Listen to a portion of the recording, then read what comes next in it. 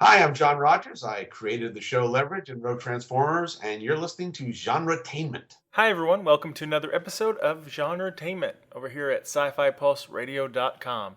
We're your hosts, Marx and Julie, and today we are speaking to writer and consultant Jennifer Dornbush about her new book, Forensic Speak: How to Write Realistic Crime Dramas.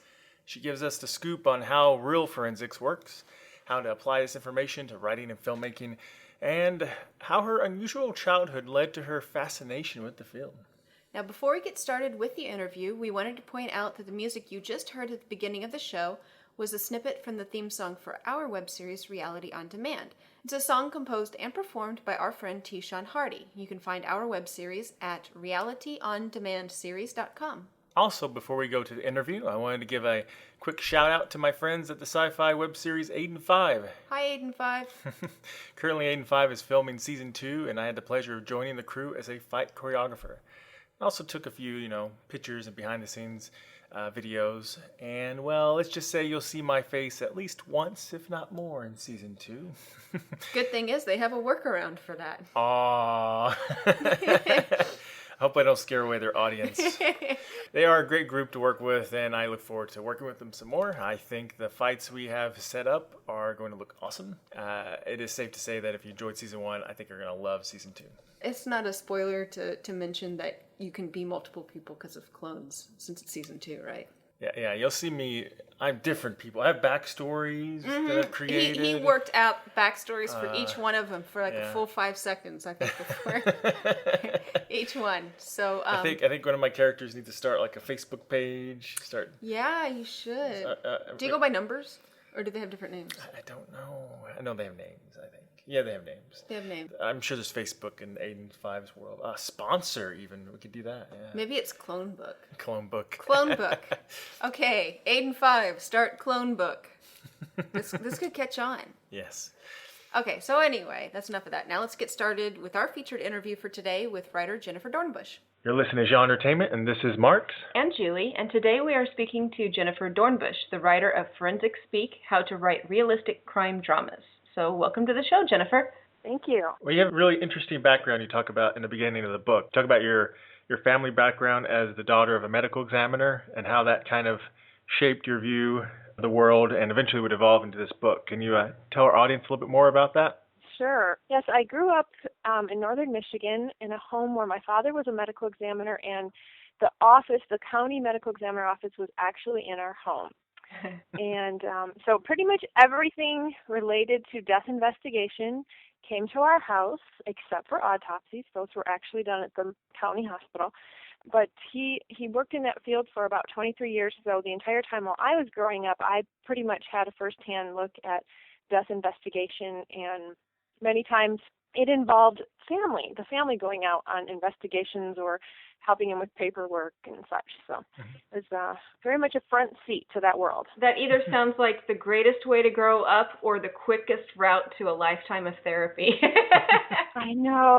Oh, my goodness. Possibly both. Yeah, maybe.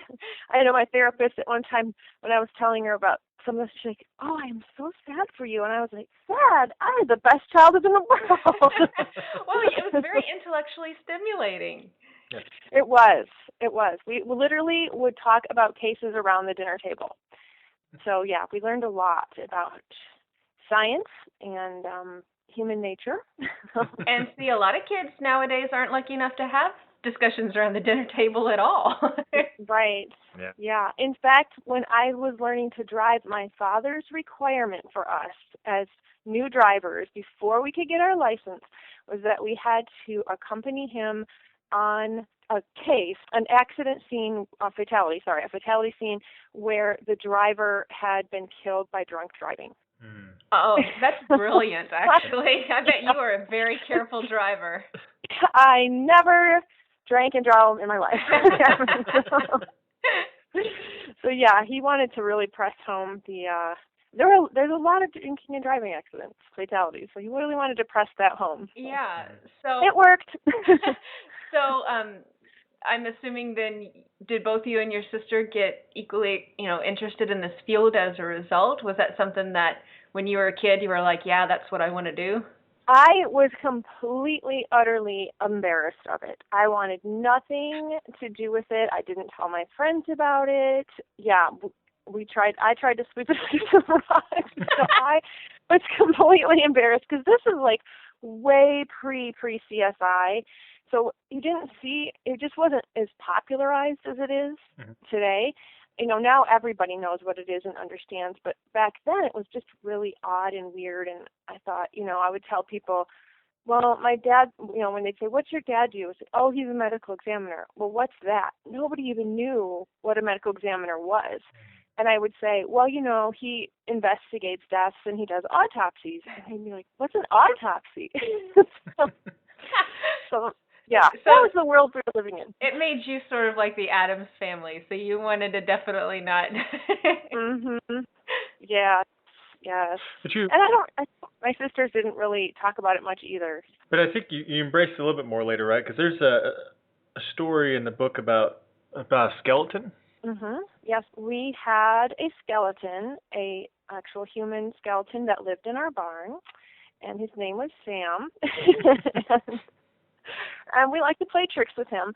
And I also learned all my anatomy with Sam, all my skeletal anatomy in college. So, I think we take it completely wrong. I learned all my anatomy from Sam in the barn. No, he's a skeleton. Yeah, that doesn't sound good. Yes, we also had a leg in our barn that my dad was keeping. There was something going on with the case that was sort of questionable, and so in case the case ever went to trial, he wanted to keep a section of this person so that he had some backup evidence, and I don't remember all the details of it, but that leg lived in our barn for quite a while. Years, I think. So, in northern Michigan, that's about as good a deep freeze as you can get to keep things, I would imagine. Yes, set in a big gallon of formaldehyde. Pretty disgusting. But I remember the smell of that from science classes. That's pretty strong. Yeah, it's so strong. Now, you did eventually embrace this because, you've obviously written this book and gone on and embraced this as a career, I'm assuming. So can you kind of tell us about how that came about? Sure. Once I actually started writing and deciding I want to be a screenwriter. I want to do this for a living. And started to play around with, you play around with what kind of stories you want to tell and where you fit into the landscape of screenwriting. And I found I was really, oddly, I didn't expect this, just sort of perpetuating myself into crime and mystery stories. And I thought, well, this, I guess, obviously makes sense because that's the world in which I grew up. Yeah. So then I decided, wow, I grew up around this, but I'd like to know more. So I actually went back to get a certificate in forensic science through the Forensic Science Academy, and the book actually is a result of the academy. I needed to do a project in order to graduate. Most of the people in the class were like cops, or they were EMTs. They were wanting to get into like DNA studies or something to do with biology, and I was the only writer in the class. So I asked the director of the school, I said, I'd like to do something that kind of goes along more with where I want to go in my career with this. Can I write a handbook for writers? Just something that I can have on hand to quickly be able to remember all these terms and everything. And she's like, I think that's a great idea. So the book actually started as just kind of a personal project for me. I had no intentions of publishing it at all. But then when my writer friends heard what I was doing, and a lot of them write procedurals and crime dramas, they were like, we want that book. You have to have that book. You need to publish that book. So I said, no, I'm not going to. I said, I'll share it with you guys, but no, you really need to. So especially one gal in my group, she really kept pushing me until I finally pitched it to Michael Weesey Productions, and they loved it. So excellent. Now, we really like the format of the book. You take each concept or term and explain what it is, examples of where the reader may have seen it on TV or film, and then how a writer could use it in their story. Can you talk a little bit more about how you came about with that structure, and were any of the examples hard to find without just pulling from every a CSI episode out there? Oh, I know. Yes. Well, it actually took us a year to figure out the format. From the time I pitched it to the time I actually signed the contract, we were spending most of that year figuring out, like, what is this book and what's the best way to get this information across. So then we really just it went through a lot of different iterations, but we finally boiled it down to this very user-friendly format of just, what is, taking terms. There's 8 different chapters that deal with basically the foundations of forensic science, and then in each chapter there's a whole slew of terms, and so I just talk about what is it, where can you see it, in film or television, and then as a writer or any sort of, entertainment professional, producer, director, how can I use this to make my work better, to make my crime writing or producing better. So that's how that happened. And then in terms of the examples, I just personally like a very wide variety of film and television. So I just started looking across the board. And I mean, you'll find examples in here, not just, of course there's your CSI examples and some of the bigger crime shows, but I also found things like in independent films. I found comedy. There's even great examples in some comedic shows and comedic films. So I think it's really stemmed out of my own viewing habits. I have a wide variety of viewing habits. So. What TV shows and movies, maybe you can mention some in the book and some that maybe aren't in the book that are more recent, do you feel actually get the forensics information correct? Mm-hmm. No, it's really interesting. That's a great question because honestly, most film and TV do on the surface get the forensics right. It's more where things start to bend a little bit. It's more when you have to. It happens more when you start to break down like the procedure and the timeline. So what I've noticed is that on the surface, like most of the terms are right, and there's very interesting cases. But in terms of how something is investigated, that's where things start to bend because you only have 48 minutes. Yeah. So DNA doesn't take 3 minutes to find out. It takes several days to several months, things like that. Yeah, Yeah. Oh, go ahead. I was going to say, we've read where sometimes attorneys were getting so annoyed with the rise of the popularity of these shows that juries were expecting the forensics to happen like it does on television.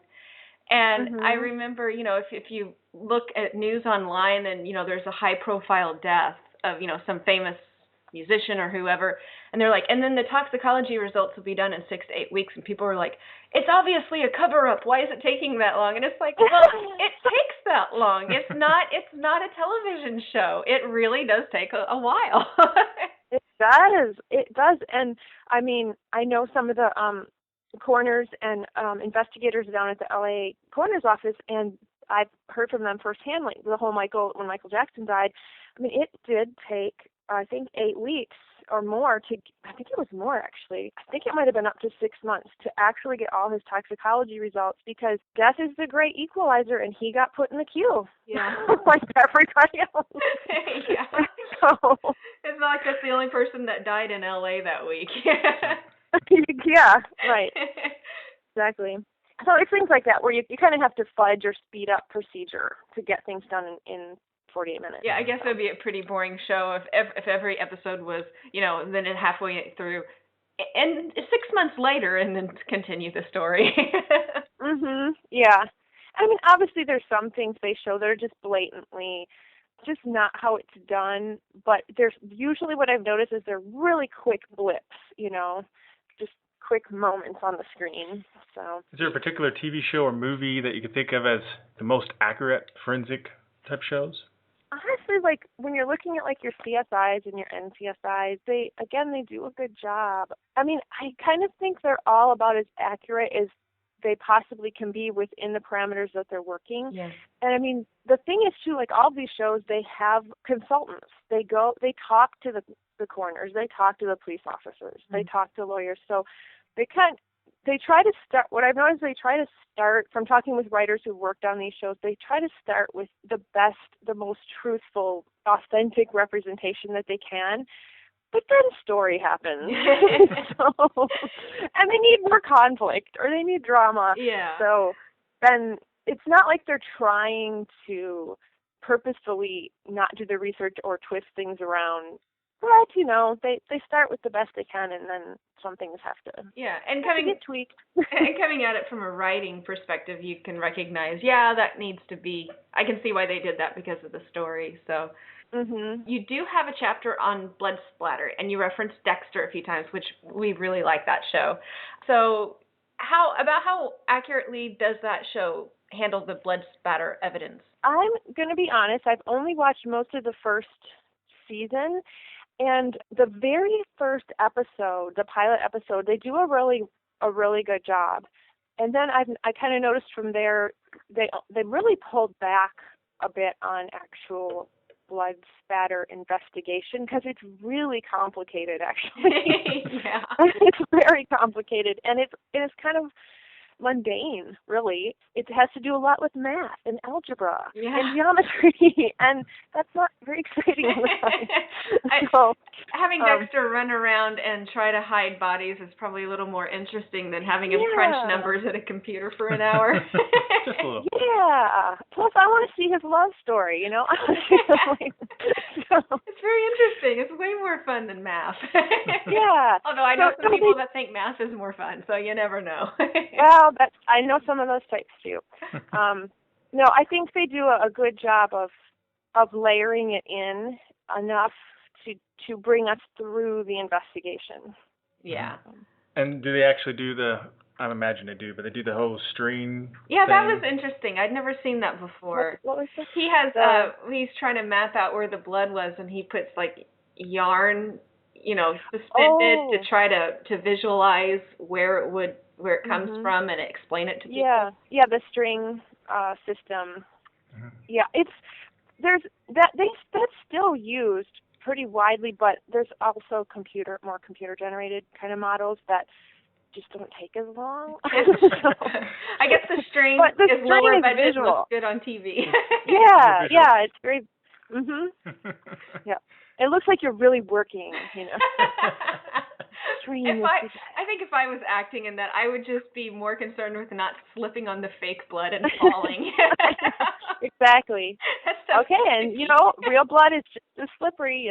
It's true. It's a danger. Actually, the real blood's probably slipperier. The fake stuff is pretty sticky. Yeah, I know. We need to write a scene where somebody actually slips on the blood. That would be really funny. Do they put the little on murder scenes? Do they put signs going, slow or slippery? Slippery. Yeah, right. Caution. We have a very macabre sense of humor. One thing that kind of surprised me a little bit in the book is you actually talk about courtrooms. Yeah, that was an interesting added bonus to it. Yeah, it almost makes it like... I'm sorry. Talk about what? I'm sorry. Courtrooms and courtrooms. Yeah, and giving testimony and all kinds of stuff.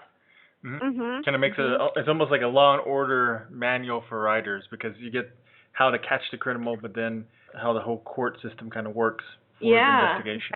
Yeah. I mean, you can't have forensic science without courtrooms, because that's where often these end up.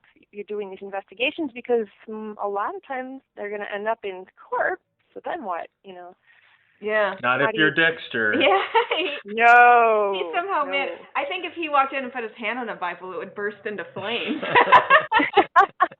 But it was interesting. You have things about good court testimony, such as make eye contact, answer confidently, speak clearly, be confident, things like that. Avoid chewing gum. And, bad testimony like shifty eye contact and starting sentences with I believe or I'm not sure. Yeah, so I love improper addresses, yo, you, hey, listen. I can't say yo. Hey, you. Wearing sunglasses. So have you or anyone that have some interesting firsthand experience with testifying in court? I wish I did. I'm always trying to get on the jury, and they never pick me. Unless you want to be on, you can't get on. No. I'm trying to think. That's a really good question. All I know is one time when I was trying to get on the jury, the defendant attorney was so unprepared. I was completely shocked. So that was really surprising to me. He couldn't string his questions together and his thoughts, and he would try to ask us a question, but it would come out as a statement. He didn't know what to do. So, I don't know. It just really struck me. I always thought, courtrooms look so polished on TV, but not in real life. No, you get the representation you can afford. So. Yeah, that reminds me. There was an episode of that sitcom Becker, and he wanted to get on the jury, and he was reading this book, and every time he was like, well, I've been reading this book, and they're like, dismissed, next. The fact that he read books, just nobody wanted him on the jury. Yeah, that was pretty much my experience. If you had a brain, if it sounded like you could reason a thought, you were out. You were done. Definitely, that makes you decide you will do everything possible not to get arrested after saying the inside word. Because you're not going to get Matlock, Mm-hmm. Yes, for sure. Now, there are some pretty disturbing things, or I guess sort of disturbing, at least a little stomach churning. Oh. One of the ones that I was like, ooh. You should have seen him turn green. It was funny. I can't remember the name off the top of my head now. Oh, the skin slippage with the hand. Oh, that's horrible. Yes. Can you explain what that is to our audience? Right. So, in the process of decomposition of a human body, there comes a time when the body is to a point in decomposition where the skin, the first dermal layer, actually can slip off and kind of be in one piece. Now, this is interesting. Sometimes if you're trying to get a fingerprint, and I know this sounds really gross, but a lot of times they'll take the skin, of the hand, and the investigator, the fingerprint examiner, will actually slip it on their own hand in order to get a good print. Mm-hmm. I know I've seen that on some TV show. It was either Dexter or Bones or something. And that's when he told me that, I said, oh, I know, I've seen that on TV. He's like, you're kidding. It happens. Yeah. Yep. It happens like around 36, 37 hours under normal conditions of decomposition. Yeah. Well, bless your heart. Marx didn't really have the stomach to watch our kittens be born. I was the midwife, and he left the room after she started eating the amniotic sac. Yeah. And he disappeared and wouldn't come back until after she was done. I was coaching her. I'm going, you're doing so good. And I'm eating, like stepping out and grabbing a bite to eat and coming back. And he's just like, how can you do that? I'm like, I'm hungry. I've been taking care of her all day. I've been a birthing coach. It's exhausting. Oh, yes. I remember we used to have kittens born all the time. I remember that whole process. It's like, she's doing just what she's supposed to. He's like, she's eating it? A little bloody. Good for her. She did it perfectly fine. They all turned out great. So. Oh, that's good. Well, what would you say, off the top of your head, one of the aspects in the book that you think a lot of our audience probably has never heard of before? Like what we just covered at Skin Slippage. I doubt most people knew about that. Unless I saw that one episode of something that I... and that was probably just for shock value, I'm sure. Oh, probably. I personally loved writing about DNA because we throw that term, and to me just learning about it was really interesting because we throw that term out all the time and you hear it all the time and present it on television as if it's the end-all, be-all. As long as you can get the DNA, everything will be fine, everything will be solved. And it's not always true. And there's just a lot of, DNA is amazing and using DNA evidence is revolutionary, but it's not foolproof. Mm-hmm. So I think it was fun, and I think maybe for your listeners to read that section or just to kind of become a little more familiar with kind of the limitations of it, even the amazingness of it, but also the limitations. And I think that's one thing we don't really hear a lot about on television, even just the news. It's always praising DNA, and there's still a long way to go to get it more perfected. I've always wondered about that because you always see on television and movies, and there's a crime scene, but it's in like a busy area of like a city, and they somehow know that every speck of blood, DNA, and every fingerprint or boot print must somehow be associated with that crime. Right. And it's like, in the last week, probably a few thousand people have gone right in that spot, Yeah. And in real life, it would be really, really difficult to find the right DNA. They may not even look for it because they would find thousands of people's DNA. Or like on the handles of doors, or right. Find that one fingerprint. All kinds of places. Find that one fingerprint at the bank. Right. Yeah, there were some interesting notes on there about limitations of forensics. For example, like fingerprints, on TV, they're magically like, hey, we can search this universal database. And you point out in the book that there is no such universal database. It's a bunch of little databases. A bunch of local ones, isn't it? Well, and they're not connected, which that kind of blew my mind, too, when I was learning about that. Like, oh, wow, you just assume we can find anybody, and you can actually hide pretty well. And then sometimes mistakes, like in blood splatter, you talk about fly splatter, because flies... That was interesting to hear about. Because flies might walk through the blood, and then their footprints or their poop could create what looks like a splatter pattern, but really isn't. Right, exactly. I thought that was really fascinating.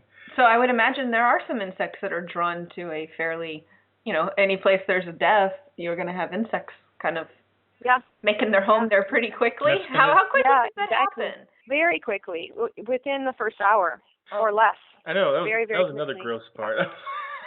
I was like within 1 hour, the flies start laying eggs in you.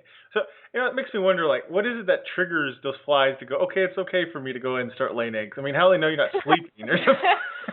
They can detect probably the subtle chemical differences. Well, you're What not. if they're confused and you're sleeping? Okay, you're not originally a city boy. You've been out in the woods, and it doesn't take long for things to start. The Earth is a great recycler. Yeah, really. It is. It is. Yeah. So everybody, you're listening when you sleep. Just keep your mouth closed. Keep your mouth closed. That's right. That's right. Oh man. He's going to be so much more neurotic after reading your book. Thank you. Well, I'm sorry if I've caused any nightmares. Seems like it didn't bother me any. I was a kid. I was good with it. One thing in your bio that I found interesting was you mentioned another TV pilot. Yeah. Tell us a little bit about that. Oh, the Homebodies pilot? Is that what we're referring to? Yeah.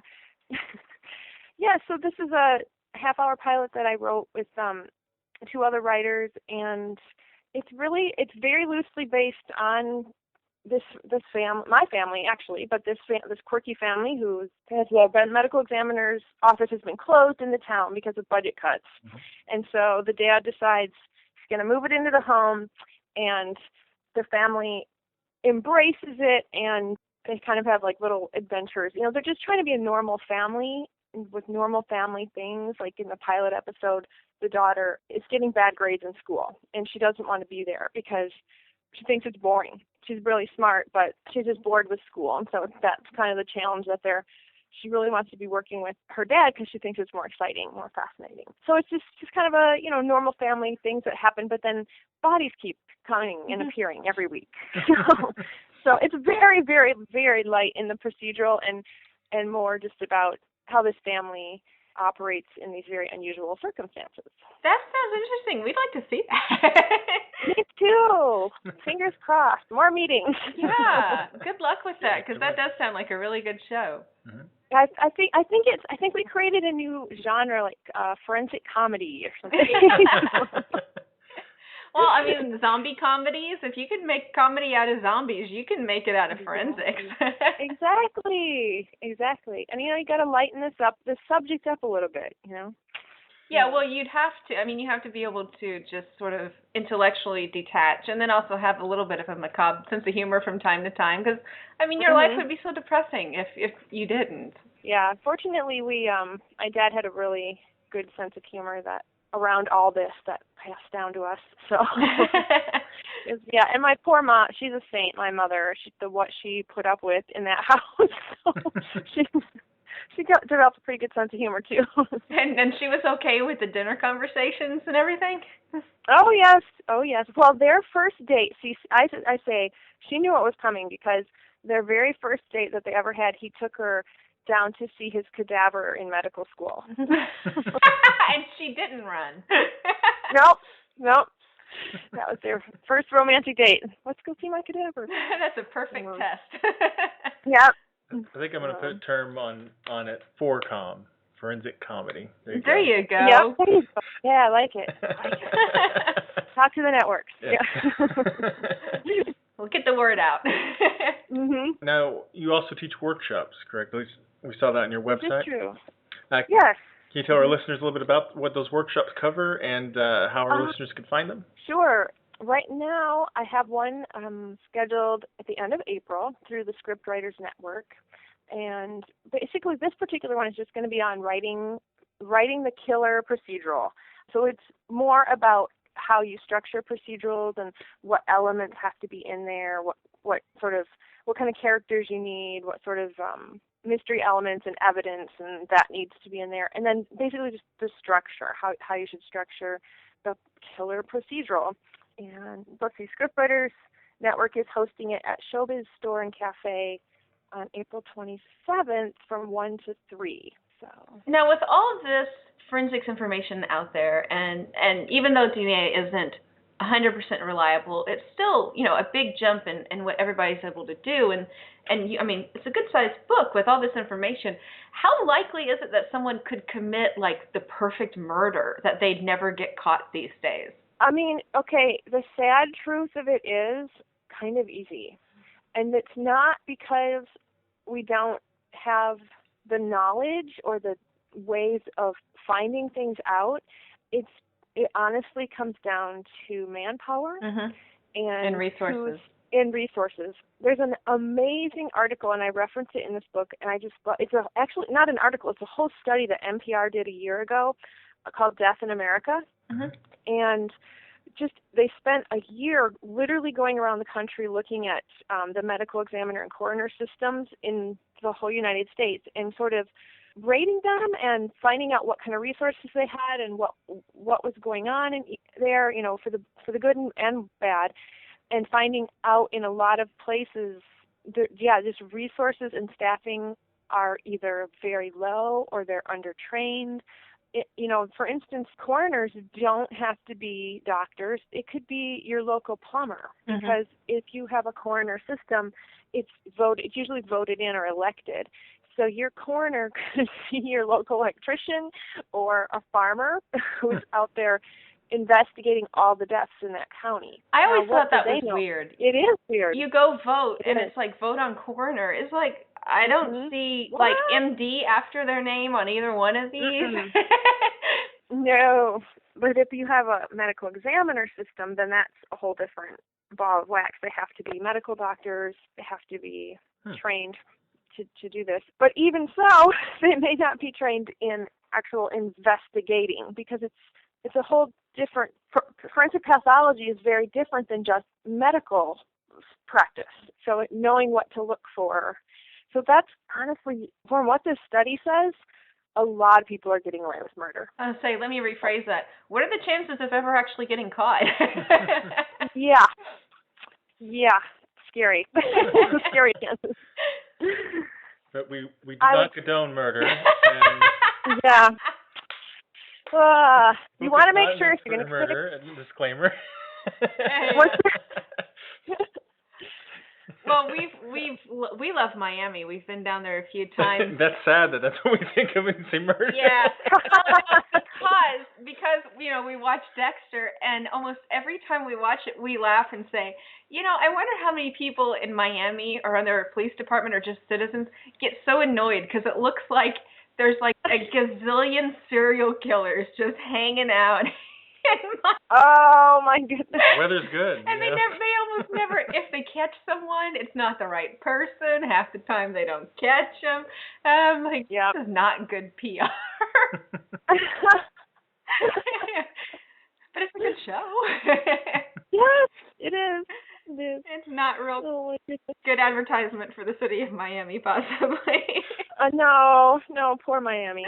Like they need any more, negative publicity. Hey, you know what? They got gorgeous weather year round. They can deal. Mm-hmm. Yes, they do. It's not like Michigan, for crying out loud. I know. Is there any other projects you have in the works you'd like to talk about? Oh, I have 2 scripts I'm working on, I guess. One feature thriller and one TV pilot. That's a 1-hour, more procedural, more drama. I call it a forensic espionage. That sounds interesting. So. You have to keep us updated on that. Yeah, it's just developing. We'll see. Well, you'll have 2 watchers here, so 2 viewers here, for sure. Is this it for nonfiction books? Are you just mainly focusing on script writing, or is there another, or you might return to nonfiction at some point? We'll see what happens. Right now, I'm really just focusing on, script writing and moving my way more deeply into that industry. So. Well, hopefully, getting this book published will help get you some doors open. So, and is there anything else that you would like to, why don't you let all of our listeners know where they could, find your book, find your workshops, and anything else, any of your stuff online? Oh, sure. Yeah, the main hub is just at my website, JenniferDornbush.com. And there you can sign up for my free Forensic Speak newsletter, which is a monthly publication more directed towards writers. I send out forensic links and like a term of the month, Q&A, like a crime scribe Q&A. You can sign up for that on my website. All my events and workshops I announce on my website. And then to buy a book, several ways. Of course, Amazon has the book. And then my publisher, Michael Weesey Productions, MWP.com. And the Writer's Store also has the book. So. But the main hub is JenniferDornbush.com. So. Okay. I'm signed up for the newsletter. Yeah, so I was just looking at Mark's going, why didn't we know about this? It's fun. And I'm actually hitting him. New. And then, the book has a Facebook page too, so and I sometimes post news and events and little quips on the Facebook page too. So it's just Forensic Speak on Facebook. Excellent. Oh, okay. Well, thank you so much for talking to us, and you have a good rest of the evening. Yes, thank you. Okay, thank you. Take care. Oh, well, you guys are delightful. Thank you so much. Hi, my name is David Peterson. I'm the creator of the Dothraki language for HBO's Game of Thrones and the alien language and culture consultant for Sci-Fi's Defiance, and you're listening to GenreTainment. Thank you to Jennifer for being on the show. We wish her luck with her book and her other writing projects. So that's it for today's GenreTainment. Check back next week with all new guests from our favorite films, TV shows, novels, and web series, including our fun interview with the cast and crew of the supernatural thriller web series Malice. That was very good. We watched the whole show. It was very good. Yes. Plus, soon after that, we chat with one of the stars of the action comedy web series Adventures of Super 7. And he was a lot of fun to talk to. That was a good interview.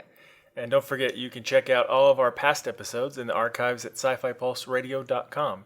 You can also check out the other great shows on this channel like SFP Now, The Roundtable, and Jeff Trek. GenreTainment will be back right here on this channel at sci-fi-pulseradio.com next Tuesday. Thanks to everyone for listening. Until next time.